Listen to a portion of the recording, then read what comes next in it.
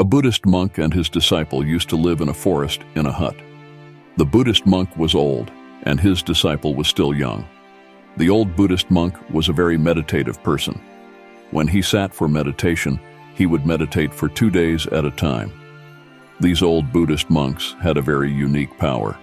They could see the future even in the state of meditation.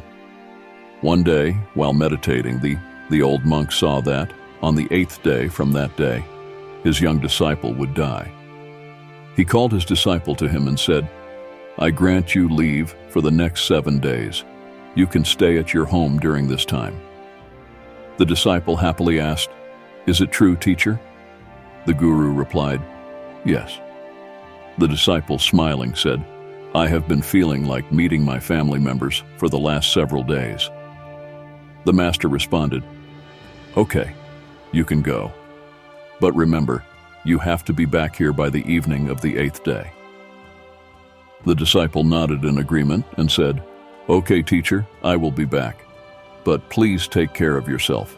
You are old, so leave the ashram's work to me. I'll take care of it as soon as I get back." With that, the disciple descended the hill after receiving the guru's blessings, not noticing the pain in the eyes of the guru at the prospect of losing his disciple. On the way to the disciple's village, there was a river.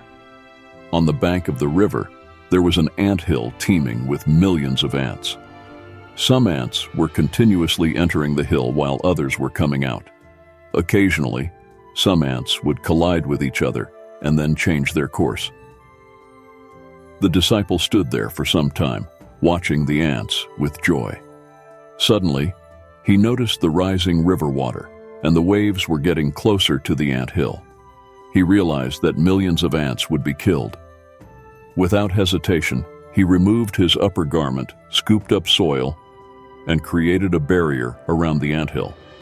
He then carved a small groove in the soil to divert the incoming water back to the river. He continued on to his home, and before he knew it, 8 days had passed.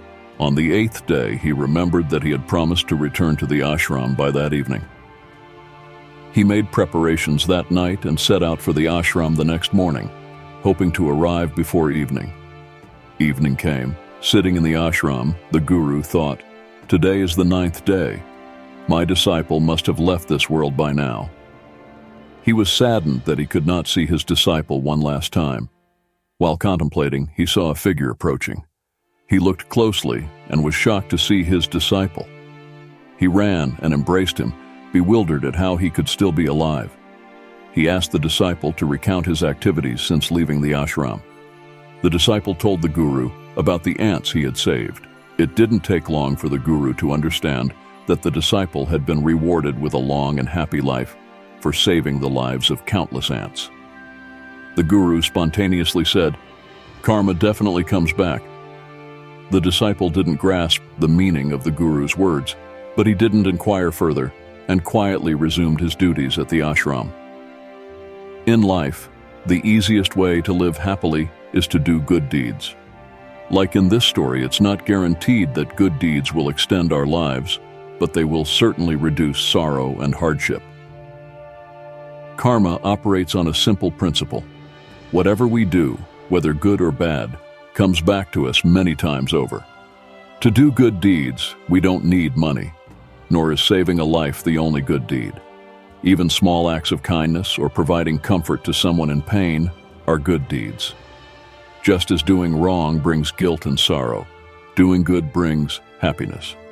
Therefore, if we want to be happy, we should try to alleviate the suffering of others, and we will find our lives filled with happiness.